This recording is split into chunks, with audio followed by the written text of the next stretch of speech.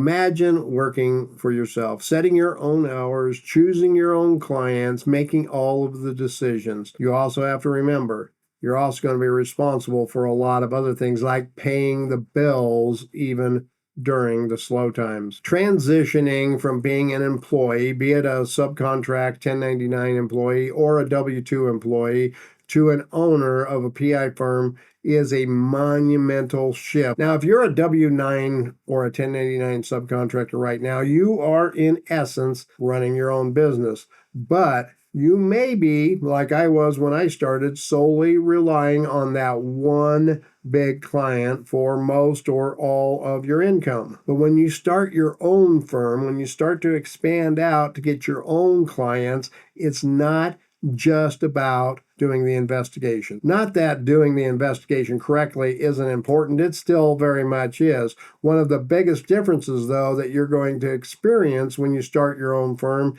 is the sheer amount of the administrative work required. Now, as the employee, you had to go out and you had to do the work. You might have punched a clock. You might have had to send an invoice. But then you had to also write the reports and edit the video. But at the end of the day, it was the end of the day. As an owner, part of growing your business includes all of those fun things: the marketing, the networking, the sales, the invoicing, the client contracts, the scheduling, the holding of the hands for the clients. You're going to need systems in place for managing all that, managing the finances, managing the case files, managing the legal side, the contracts. Now, a big surprise for a lot of people is all of the marketing and the sales. This must become your highest priority. You see, no sales means no investigations. No investigations means there's no money to count. No money to count means there's no income to pay the bill for the company or at home. And let's not forget about your PI licensing. Most states require an individual that's doing private investigations work has to have a PI license. But many of those states that have that PI licensing also require a PI firm or a PI company to hold a separate license for the company. And that may also affect your insurance and your bonding. You may have to have new policies for those too. And usually starting up a PI firm, somewhere along the line, you're going to have to start having your own employees. Most PI firms will do that as W-9 or 1099 employees, the subcontractors.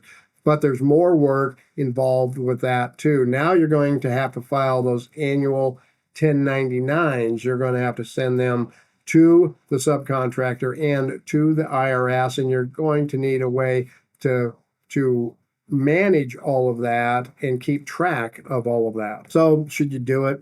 Should you become your own boss? Should you open up your own firm? Well, let me tell you what, running your own PI firm, based on my experience, can be very rewarding indeed. Your schedule is your schedule. You can, for the most part, take on the clients and take on the cases that you want. You can charge a higher fee and you can make more money. But I'm here to tell you, it takes a good deal of time, a good deal of effort, patience, and a desire on your part to make it succeed. Now, here are some of the books that I have out there that you might want to take a look at that can help you as you move into your own firm.